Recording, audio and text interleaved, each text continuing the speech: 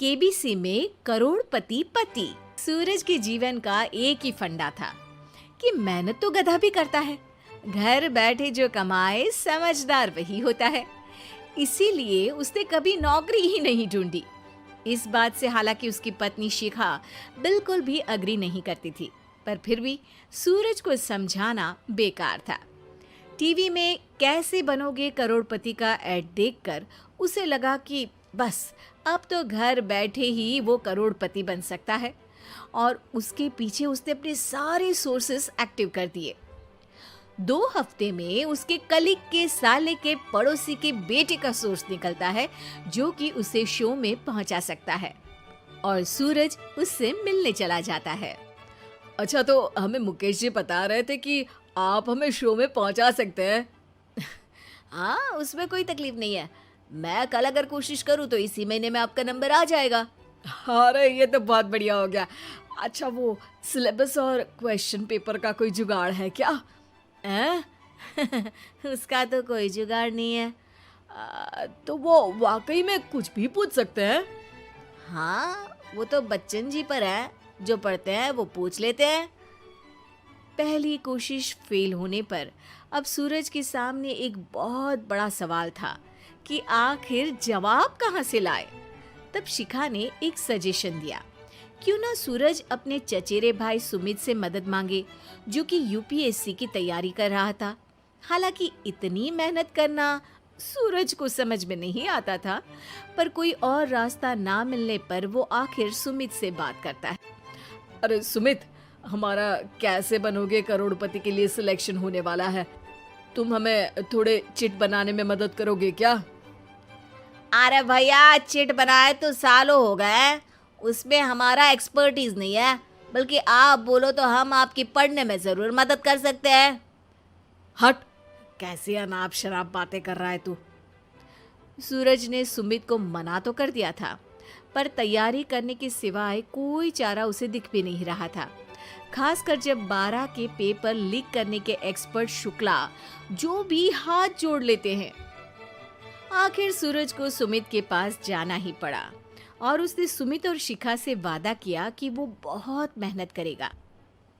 1 महीने की तैयारी के बाद फाइनल हुआ कि शो से 1 हफ्ते पहले एक ट्रायल खेला जाएगा, जहां पर सारे रिश्तेदार ऑडियंस की जगह पर होंगे और शिखा सवाल पूछेगी। दूर दराज से भी रिश्तेदार आकर हाजिर हो गए देखने कि आखिर कैसे बनेगा सुमित करोड़पति।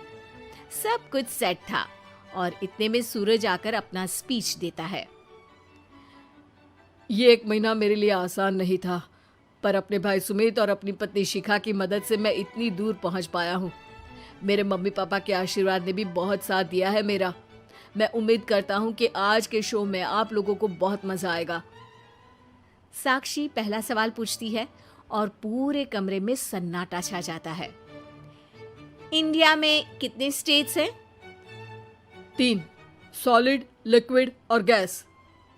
अरे रुकिए, तो ऑप्शंस तो देने दीजिए। इतने में 5वीं कक्षा का चिंटू बोल उठता है। अरे क्या मामा, आप तो पहले सवाल पर ही आउट हो गए। अरे बेटा, पहला सवाल तो ट्रायल होता है ना। अरे तुम अब देखना। देखने जैसी बात तो थी ही। सूरज को इतना शांत किसी ने नहीं देखा था। कभी कभी तो लगता था मानो सूरज आंख खोलकर ही सो गया हो। मामा जल्दी करो प्लीज, कल सुबह पनवेल भी तो निकलना है।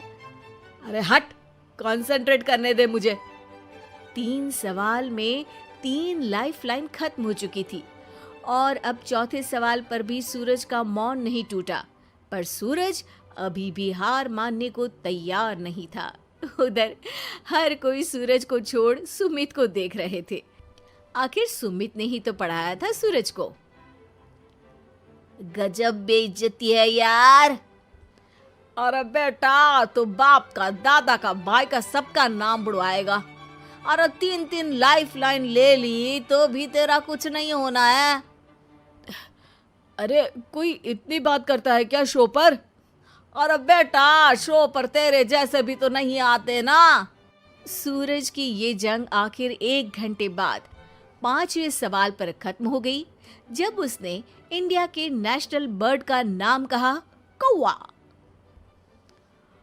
अरे बेटा, मजा तो बहुत आया, बस थोड़ा टाइम पर खत्म होता तो आनंद भी आ जाता। ताने बारिश के बूंदों की तरह बरस रहे थे और सूरज को भी समझ आ रहा था कि ये करोड़पति बनना शायद उसके बस के बाहर की बात है। पर वो आखिर ये बात मान कैसे लेता?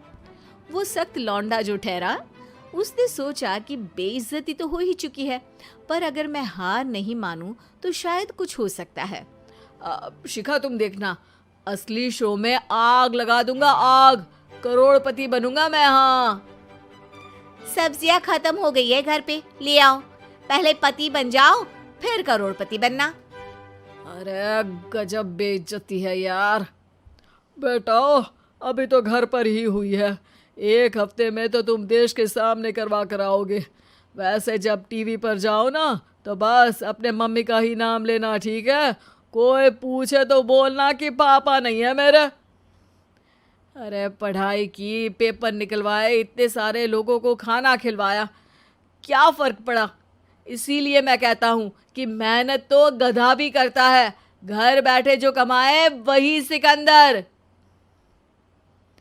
लेकिन मामा, गधे भी जानते हैं कि हमारा राष्ट्रीय पक्षी मोर है।